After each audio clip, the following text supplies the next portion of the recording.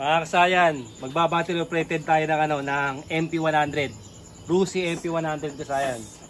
Tingnan niyo siya. Pagka naka-open lang siya, gagana. Ito siya. Bubukas lang ang ilaw pag naka-open. Mababa ang mababa ang L minore. Kaya sa kabila. Para makapaganda. Ito niready ko na to para mabilis lang tayo. Bubukas lang kanyang headlight pagka nakabukas yung makina ng kaya. Tapos pag namatay yung makina, mamamatay din siya. Hindi siya gagana. Pero yung park light niya, naka battery operated na yung park light niya. Headlight lang hindi. Ayan siya. MP100 yung model natin. Battery operated natin para mapalitan natin siya ng LED headlight at saka ng LED park light para mas malinaw siya. Ito siya kasaya na. Dito lang tayo pupunta pag magba-battery operated tayo. Punta lang tayo sa regulator.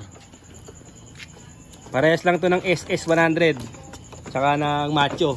Kagandahan lang sa Macho, nandun na lahat. Battery operated na lahat, isang wire lang. Dito tayo pupunta sa regulator rectifier nya. Itong regulator na 5 wires. Ito siya. Ito. Mukhang ginawa na rin ng kasaya natin to kasi naka cable tayo na. Mukhang ginawa na rin yata niya to. Hindi ako.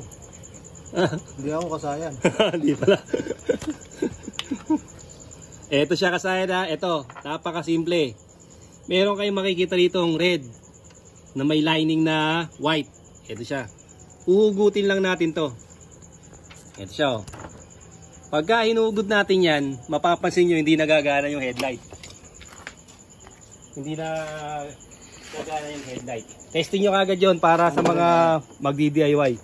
Sige para paanda rin oh. Ayan. Park light. Gumana yung park light. Pansinin nyo yung headlight, wala siya oh. Wala yung headlight. Ito yung kasaya na, ito siya. Dito siya kumukuha ng supply ng headlight. Galing sa regulator. Sa regulator rectifier. Maganda yung nito, yung regulator niya. Tingnan mo nga kung ito yung pangmalakas ng regulator, totoo kami tatak. Anong tatak niyan? Tingnan mo yung tatak para malaman ng ating kasayan kung maganda yung kanyang regulator.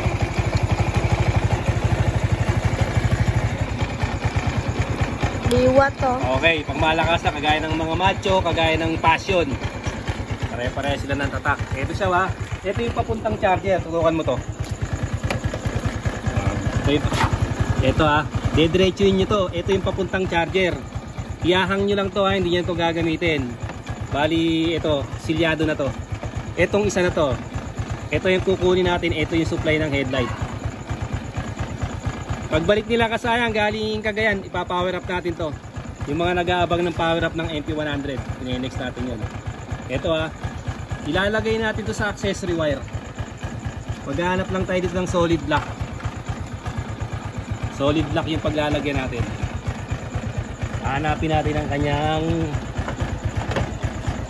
flasher relay.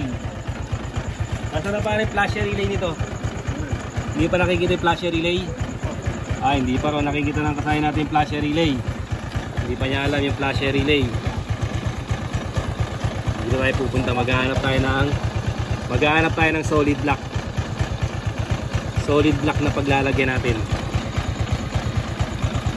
Wala. Sa brake light tayo pumunta sa kabila. Tayo sa kabila. Ito yung brake light natin. Ito siya oh.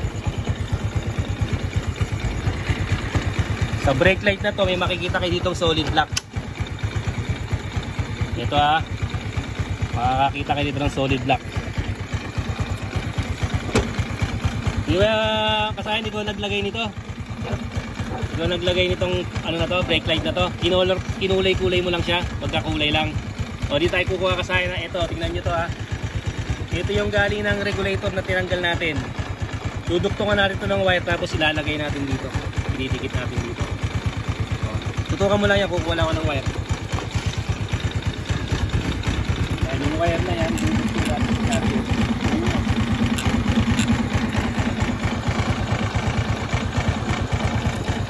Okay, patayin muna natin para marinig ang ating mga ano.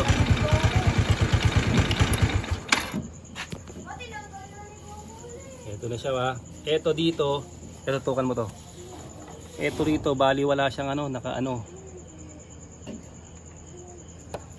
siya. Yung may kulay black, hindi masyadong tayo makakuha ng power. Dito lang tayo mag-splice sa unahan niya para mas malakas yung makuha natin supply. Pag dito kulay black, baka mamaya pag ikot yun ng wire doon, wala kayong makuha ng supply, hindi rin siya gagana. Dito tayo para sigurado. Para sigurado yung ating pagbabattery operated ng headlight.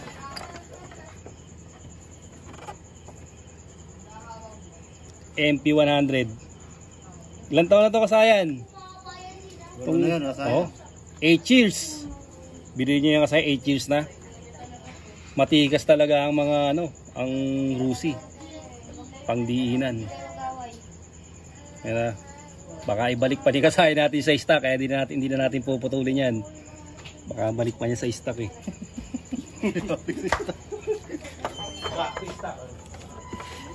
Sa tape mo? Yan. Ito. Mga tape eh.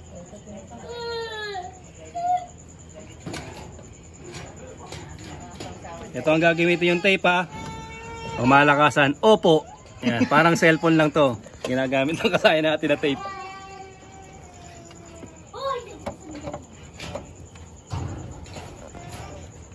Mabilis na pag battery operated at pagpapalit ng headlight ang gagawin natin dito.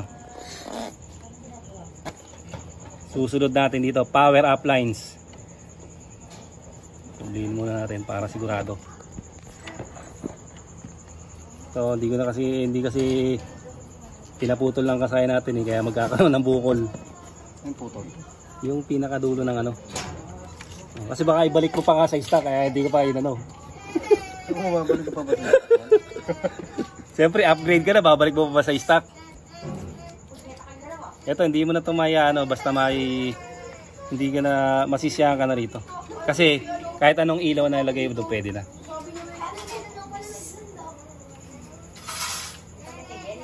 Oh, tansyahan lang tayo dito. Kailangan hindi siya maiipit. Kulang pa? Kulang pa to. Doon natin padaanin lang sa ilalim. Ilalim na lang. Bakit hindi naman tamaan eh. Meron na itong protection. Ito. Kita mo. Ayos na. Ayos na ta. Ang tibay oh. Opo mga kasayan na. Opo. Opo yung tape na. Opo yung mga kasayan natin. Yung na yung flarings. Oh, ito ha. Lumutong ang puta.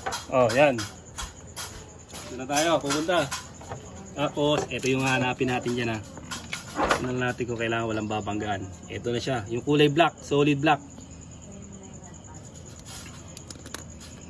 Solid black tayo. Sisil na lang namin yan. Oh, testing. Testing na kagad natin kung okay na siya. Pagbukas natin ang ilaw ng susian, ito na siya oh. Battery operated na agad siya. Ngayon syempre papagandahin natin ilaw para hindi naman siya madilaw. Unahin natin yung yung ating park light. Naku, nasunog na yata ng park light mo ah. Kaya pa bang tanggalin to? Hindi ko na matanggal yung pare. Wala ring ilaw. Tingnan mo. Di ba dapat nakailaw na yan pag dark light? Ay, meron pag park light.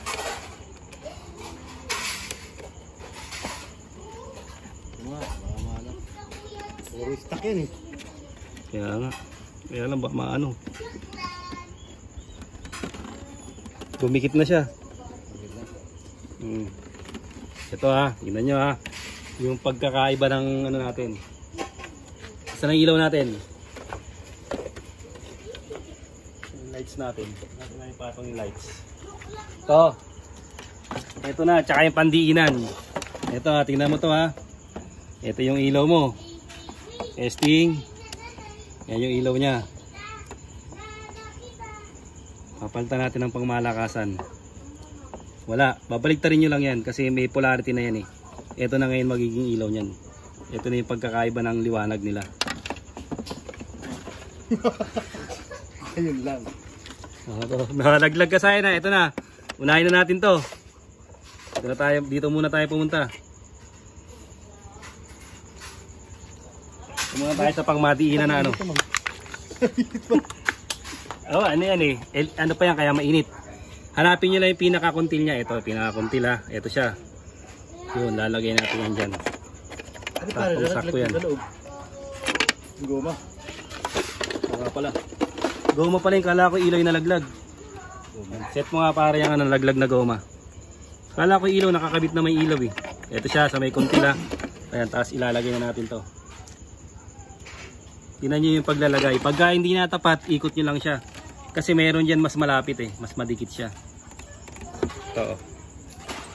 Pag di tumapat, ikot nyo lang yan oh. Ganun na yung paglalagay. Okay na agad yung ano natin. Yung ilaw natin. Tapos ito yung park light natin. Ito, protection sa tubig sa ulan.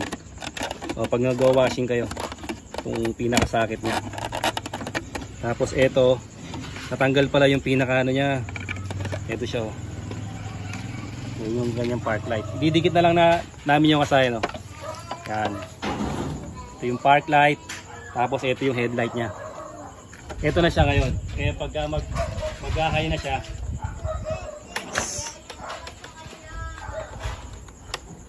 Ito yung ano niya. Yung low, ito yung high. Saka saya na. Medyo maliwanag kasi dito sa pwesto natin. Pero magiging iba na yung ano niya pagka pumunta niya sa dilim. Tutok mga dito kung nagpapalit. Ito mo kung nagpapalit yung ano. Ano? Nagpapalit. Hindi siya nagpapalit. Kuha tayo ng ano, kuha tayo ng board. Kuha mo. Kuha ko ng board para makita niyo.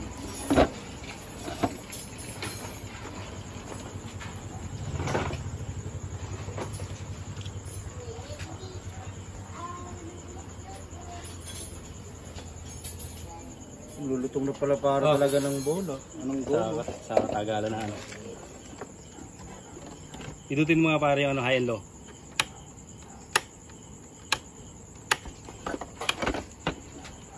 Nga. Meron. Hindi lang siya masyadong ano. Yan kasi yung ano eh. Ano yan eh. Sa madilim mo siya makikita eh.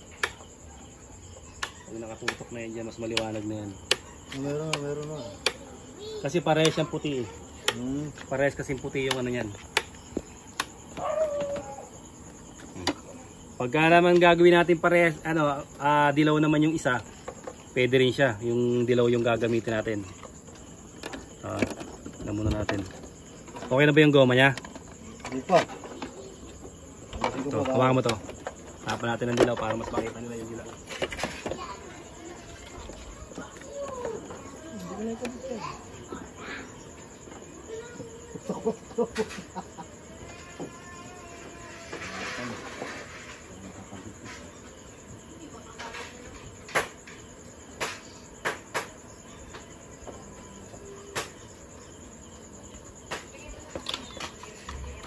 Susubukan naman natin ang killer.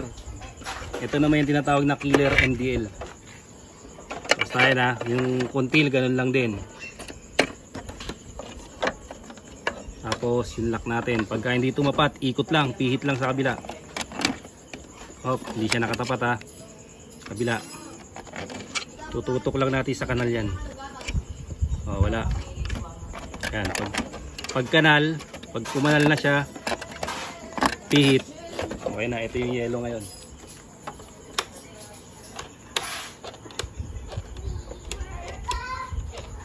Ba, parang walang high and low ah. Hindi lumalabas ang puti natin ah. Tama yata yung ilaw mo kasayan ah. Ba't di lumalabas yung isang kulay? Dapat to magkukulay ito ng white. White ano? White. Yan natin ah. Oh, sige, pindutin mo tong ano. Ito to. Sige. Yan, pindot. Yellow, white. Okay, di lumalabas. So, troubleshoot natin siya kung bakit di lumalabas yung ano niya. Di lumalabas yung kanyang kulay. Lagyan natin sa body ground.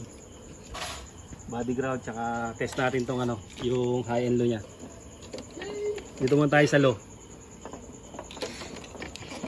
Yung kulay white. Kulay white yung low ha. Okay, pinutin mo yung kabila, yung high. Ito natin sa kulay blue. Okay, meron din. Okay, meron. Sa white, kabila, meron. Sa blue, meron. Ito ang ano, yung pinakasakit. Yung pinakasakit niya.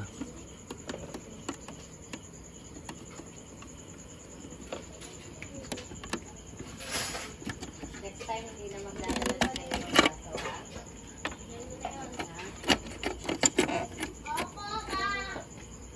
Tukan mo. Ito ha. Dito tayo sa may tutukan. Para malaman natin kung talaga lalabas yung ano niya. Low. High.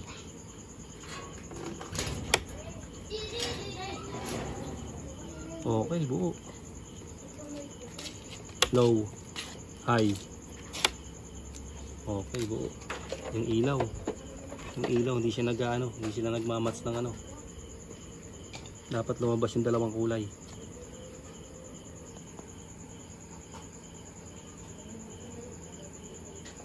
Dalawang kulay ng ilaw, hindi lumalabas. Okay, pindot. Ito pa. Ito pa. Ito pa.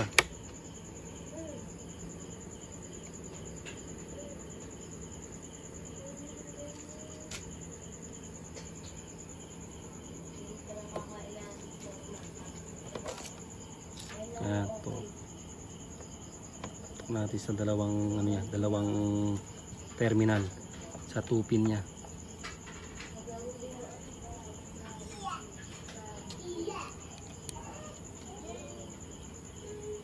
Meron naman eh. Ito lang isa na to. Ano ito isa?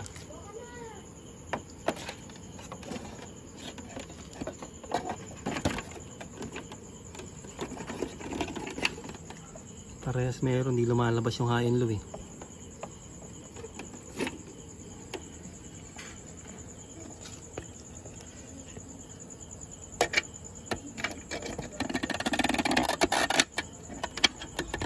Baka pumipit, umiilaw na eh. Pag hindi tumapat, lipat sa kabila. Ito. May pinaka kanan, tapos pihit. Pihit pa kanan. Dapat lalabas yung white.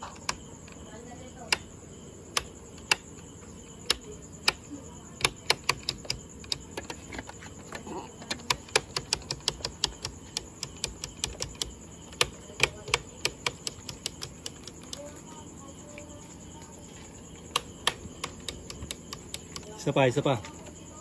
Gagamitan natin ito ng dito, ng tri-led. Ano yun?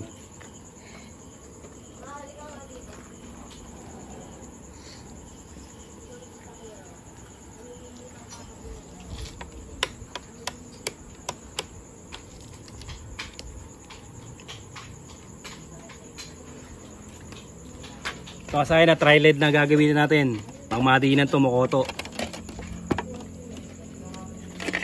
Pang malakasan na to ha. Pangatlong ilaw na tayo. MP100 model natin. Hindi lumalabas yung kanyang high and low. Siya kasaya na. Kaya pandiinan natin. Ngayon nga dapat maging ano yung nakasaya na. Lalabas dapat yung ito yung white yellow combination. Ito yung white, ito yung yellow. White yellow, white yellow, white. Ito yung tri-LED na tatlong kulay. Ayan siya. Okay siya kasaya dito sa tri-LED. Yan yung pinaka ano natin, oh. Tri-LED na ilaw, okay siya. Tatlong kulay. Kaya ang tawag dito all weather. Ito kasaya ng Tomerno sa MP100 kasi yung dalawa ayaw lumabas yung kulay niya. Ayaw lumabas yung ano niya. Yung white at red. Napakamot po yung kasaya natin kasi tataas yung talent fee. Hindi para ito walang ilaw yan. Ito lang ilaw. Hindi siya magkasabay. Pagka nag-park light ka, tsaka lang siya iilaw. Ay, ganyan naman. Ayun na. Parang headlight ka na rin. Oh. Yan ang headlight mo. O, tignan mo ha. Ayun o. Meron ka na kahit headlight. Ay, papakabit ko may headlight. Ito ang gagawin natin. Ganun lang. Kasayan yung paglalagay ng ano. Ng pagbabattery operated ng headlight at saka pagpapalit ng LED park light at headlight. Hanggang dito na lang mga kasayan. Mawag siya, shoutout ka. Titimpla pa. Hindi na. Salamat sa panonood.